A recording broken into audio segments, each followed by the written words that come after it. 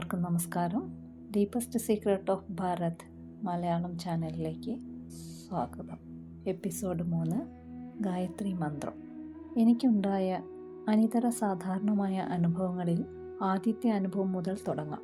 എന്നോട് അടുത്തു കഴിഞ്ഞിരുന്ന അമ്മയ്ക്കും അമ്മൂമ്മയ്ക്കുമല്ലാതെ മറ്റാർക്കും തന്നെ എൻ്റെ വ്യക്തിത്വത്തിലുണ്ടായ മാറ്റങ്ങൾ ശ്രദ്ധിക്കാൻ കഴിഞ്ഞിരുന്നില്ല. ഞാൻ മുമ്പത്തേക്കാൾ അന്തർമുഖനായി മാറിക്കഴിഞ്ഞിരുന്നു. ഞാൻ പ്ലാവിൻ്റെ ചുവട്ടിലിരിക്കുകയോ അല്ലെങ്കിൽ നിന്നുകൊണ്ട് ആകാശത്തേക്ക് ശൂന്യതയിലേക്ക് നോക്കുന്നത് അമ്മ പലപ്പോഴും ശ്രദ്ധിക്കുമായിരുന്നു. ചില രാത്രികളിൽ ഉറക്കത്തിൽ വിചിത്രമായ ഭാഷയിൽ ഞാൻ എന്തൊക്കെയോ സംസാരിക്കുന്നുവെന്നും അമ്മ പതിവായി പറഞ്ഞിരുന്നു. എന്തായാലും ഒരു കാര്യത്തിൽ അമ്മയ്ക്ക് ആശ്വാസമായി. ഉറക്കത്തിൽ നിലവിളിച്ചുകൊണ്ട് പുറത്തേക്ക് ഇറങ്ങി ഓടുന്ന വിചിത്രമായ അസുഖത്തിൽ നിന്ന് ഇതിനകം മോചനം കിട്ടിക്കഴിഞ്ഞിരുന്നു. ഈ അസുഖത്തെപ്പറ്റി മുമ്പ് 1-ാമത്തെ അധ്യായത്തിൽ സൂചിപ്പിച്ചിരുന്നുവല്ലോ. പിശാചുകൾ പോലെയുള്ള ചില സത്വങ്ങൾ എന്നെ പിടികൂടാൻ ശ്രമിക്കുന്ന ദുസ്വപ്നങ്ങൾ കാണുന്നത് പ്ലാവിൻ ചുവട്ടിൽ വെച്ച് അപരിചിതനെ കണ്ടതിന് ശേഷം ഒരിക്കലും സംഭവിച്ചിട്ടില്ല. സൂഫികളുടെയും വിശുദ്ധരുടെയും കഥകൾ കേൾപ്പിക്കാൻ ഞാൻ പലപ്പോഴും അമ്മൂമ്മയെ ശല്യം ചെയ്തിരുന്നു. കഥകളുടെ സ്റ്റോക്ക് തീർന്നു കഴിഞ്ഞപ്പോൾ അമ്മൂമ്മ മുമ്പ് പറഞ്ഞ കഥകൾ തന്നെ ആവർത്തിച്ചപ്പോഴും വീണ്ടും കേൾക്കാനുള്ള സന്നദ്ധത ഞാൻ പ്രകടിപ്പിച്ചിരുന്നു. രാത്രിയിൽ ധ്യാനത്തിൽ മുഴുകിയിരിക്കുമ്പോൾ ഞാൻ വളരെയധികം ആനന്ദം അനുഭവിച്ചിരുന്നു. ധ്യാനത്തിലിരിക്കവേ ചില അവസരങ്ങളിൽ ഞാൻ ഗാഠനിദ്രയിലേക്ക് വെഴുതി വീഴുകയും വൈവിധ്യമാർന്ന നീണ്ട സ്വപ്നങ്ങൾ കാണുകയും ചെയ്തിരുന്നു. അവയിൽ പലതും ഇപ്പോൾ ഓർമ്മയിലില്ല. എന്നാൽ ചില സ്വപ്നങ്ങൾ എൻ്റെ മനസ്സിനെ തികച്ചും സ്വാധീനിച്ചിട്ടുള്ളവയാണ്. ആ സ്വപ്നങ്ങൾ എൻ്റെ ആധ്യാത്മിക യാത്രയിൽ സംഭവിക്കാനിരിക്കുന്ന പല കാര്യങ്ങളെപ്പറ്റിയുമുള്ള സൂചനകൾ നൽകുന്നതായിരുന്നു. പ്ലാവിൻ ചുവട്ടിൽ വെച്ചുണ്ടായ സംഭവം കഴിഞ്ഞിട്ട് 3 മാസം പിന്നിട്ടപ്പോൾ ഒരിക്കൽ അത്തരത്തിലുള്ള ഒരു സ്വപ്നം കാണുകയുണ്ടായി. സ്വപ്നത്തിൽ സസ്യസമൃദ്ധമായ മനോഹരമായ ഒരു താഴ്വര കാണുകയുണ്ടായി. എല്ലാ വശത്തും മഞ്ഞുകൊണ്ട് മൂടിയ പർവ്വതങ്ങളാൽ ചുറ്റപ്പെട്ട ഒരു താഴ്വര. അത്തരമൊരു കൊടുമുടിയുടെ കീഴിൽ ഒരു ഗുഹയുണ്ടായിരുന്നു. ഗുഹയ്ക്കുള്ളിൽ നിന്നും അജ്ഞാതമായ ഭാഷയിൽ മധുരസ്വരത്തിലുള്ള ജപം കേട്ടു. ആ ശബ്ദം എനിക്ക് പരിചിതമായി അനുഭവപ്പെട്ടു. ഞാൻ ഗുഹാമുഖത്തേക്ക് നീങ്ങി. എന്നിട്ട് ഉള്ളിലേക്ക് നോക്കി. സാമാന്യ വലിപ്പമുള്ള ഗുഹയായിരുന്നു അത്. തറയിൽ മധ്യഭാഗത്തുള്ള തുറസായ സ്ഥലത്ത് തീ കൂട്ടിയിട്ടിരുന്നു. അഗ്നികുണ്ഡത്തിൽ നിന്ന് തീനാളങ്ങൾ ഉയർന്നുകൊണ്ടിരുന്നു. ഗുഹയുടെ അങ്ങേയറ്റത്ത് എന്നെയും തീകുണ്ഡത്തെയും അഭിമുഖീകരിച്ചു ഉയർന്ന ഒരു തിട്ടയും ഉണ്ടായിരുന്നു. അതിൽ താടിയും കറുത്തിരുണ്ട നീണ്ട തലമുടിയുമുള്ള മധ്യവയസ്കനായ ഒരാൾ ഇരിക്കുന്നുണ്ടായിരുന്നു. ഒരു തരം തവിട്ട് നിറമുള്ള മരവൂരി അരയിൽ ചുറ്റിയിരുന്നു. നെഞ്ചിൽ കുറുകെ കട്ടിയുള്ള നൂൽച്ചരട് തൂങ്ങിക്കിടന്നിരുന്നു. അദ്ദേഹം കൊച്ചുകുട്ടികൾക്ക് ജപം ചൊല്ലിക്കൊടുക്കുകയായിരുന്നു. കുട്ടികൾ അത് ഏറ്റുപറഞ്ഞുകൊണ്ടിരുന്നു. അദ്ദേഹത്തിൻ്റെ വേഷം തന്നെയായിരുന്നു കുട്ടികളുടേതും.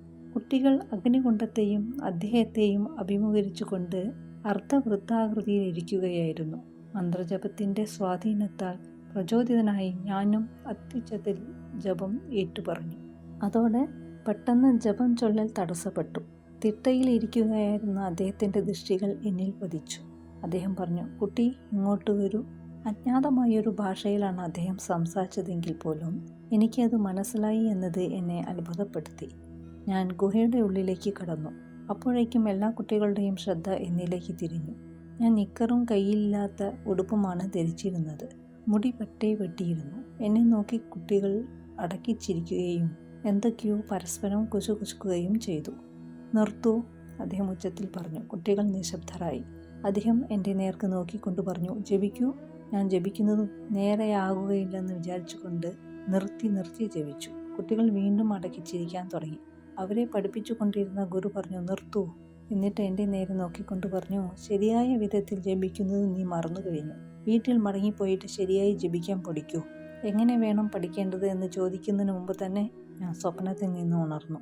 അന്നേരം എൻ്റെ ചെവിയിൽ അമ്മയുടെ ശബ്ദമാണ് കേട്ടത്, "എണീക്ക്, എണീക്ക്." സ്വപ്നത്തെപ്പറ്റി ഓർത്ത് അത്ഭുതത്തോടെ ഞാൻ എണീറ്റു. അന്ന് ഞായറാഴ്ചയായിരുന്നു.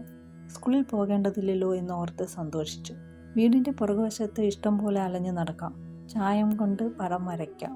അല്ലെങ്കിൽ തട്ടുംപുറത്ത് കയറിയിരുന്ന് പഴയ ക്ലോക്കുകളും ചെറിയ ഉപകരണങ്ങളും നന്നാക്കി ഉല്ലസിക്കാം. രാവിലത്തെ പ്രാതലിന് നല്ല രുചിയുള്ള അപ്പവും ഉരുളക്കിഴങ്ങ് കറിയും ഓംലേറ്റും കഴിച്ചതിന് ശേഷം കൈയുള്ള ചൂരൽ കസേരയിൽ ഇരുന്നു കൊണ്ട് അടുത്ത പരിപാടിയെ പറ്റിയുള്ള ആലോചനയിൽ മുഴുകി.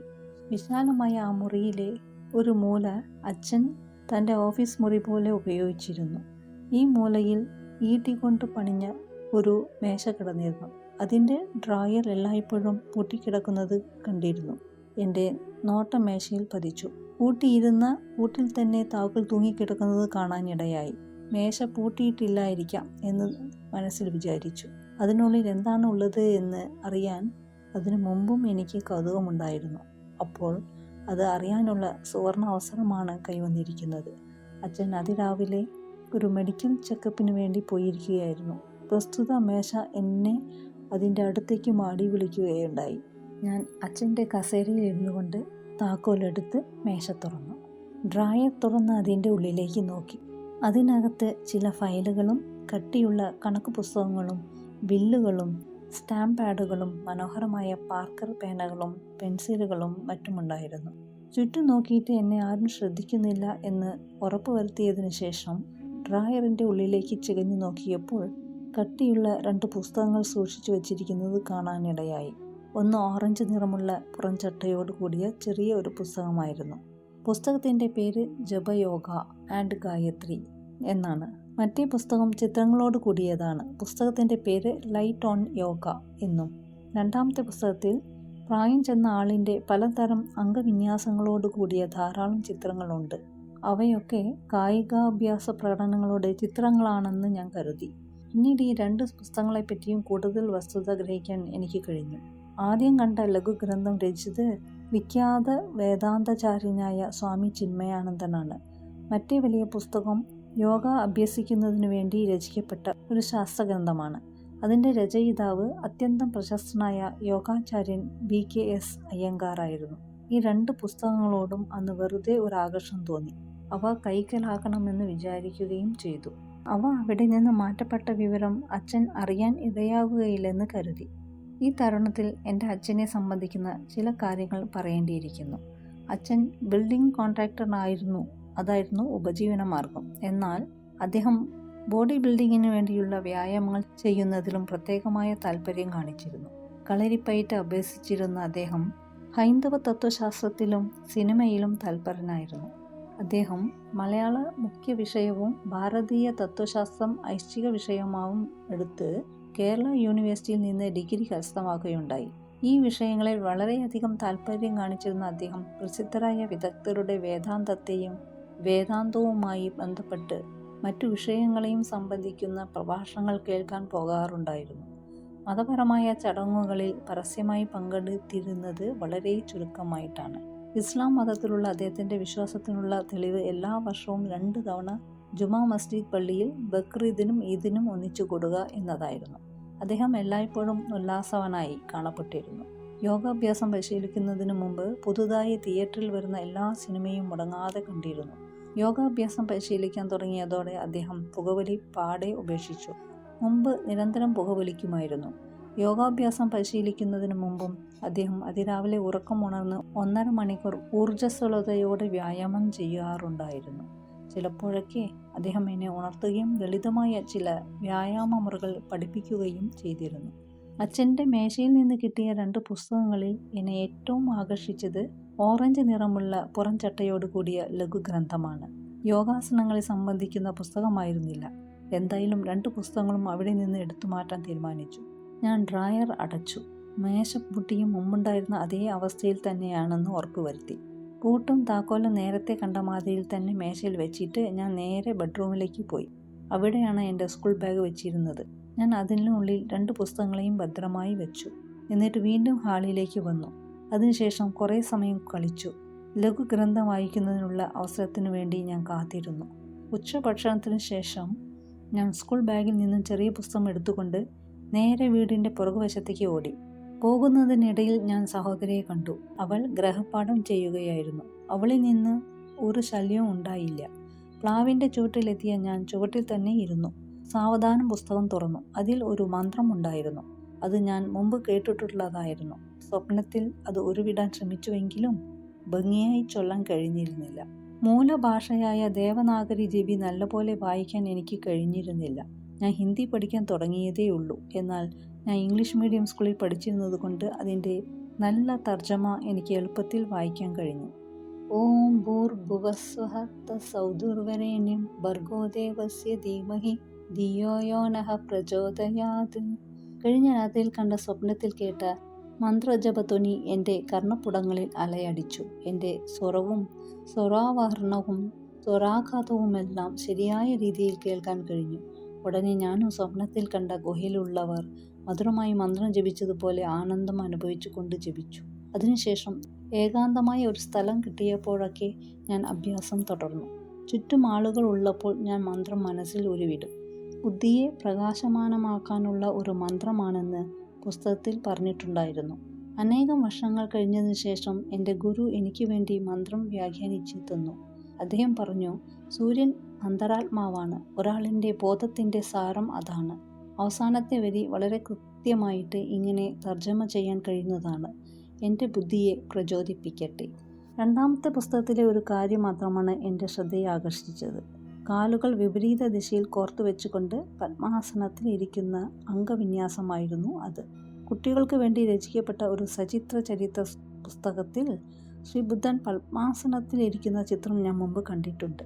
ഞാൻ ബുദ്ധനാണെന്ന് മനസ്സിൽ സങ്കല്പിച്ചുകൊണ്ട് ഈ അംഗവിന്യാസം എളുപ്പത്തിൽ ചെയ്യാൻ എനിക്ക് കഴിഞ്ഞിട്ടുണ്ട്. ഒരു ദിവസം സ്റ്റോർ റൂമിലെ തടി കൊണ്ടുള്ള ഒരു വലിയ പെട്ടിയുടെ പുറത്ത് പത്മാസനത്തിലിരിക്കുന്ന എന്നെ എൻ്റെ അമ്മ പിടികൂടി. നിനക്ക് ഇത് ആര് പഠിപ്പിച്ചു തന്നു എന്ന അമ്മയുടെ ചോദ്യത്തിന് ഞാൻ ഉത്തരം നൽകി. ആരും പഠിപ്പിച്ചു തന്നതല്ല.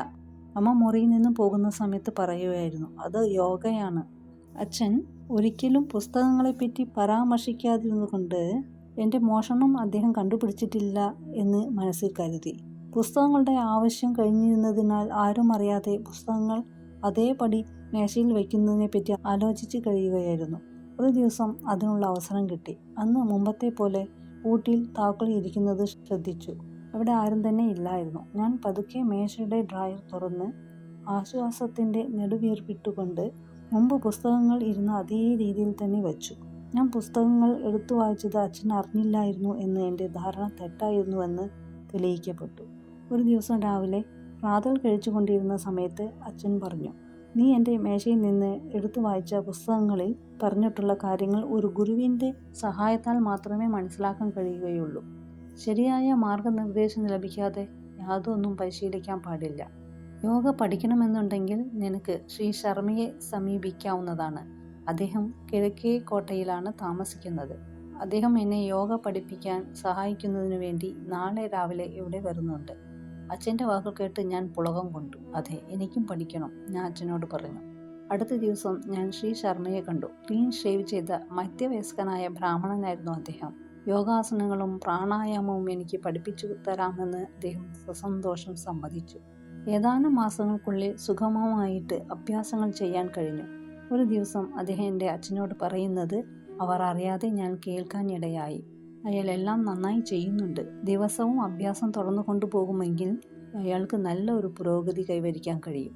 അന്നു മുതൽ കൃത്യമായി യോഗ പരിശീലനം തുടർന്നുകൊണ്ടിരുന്നു.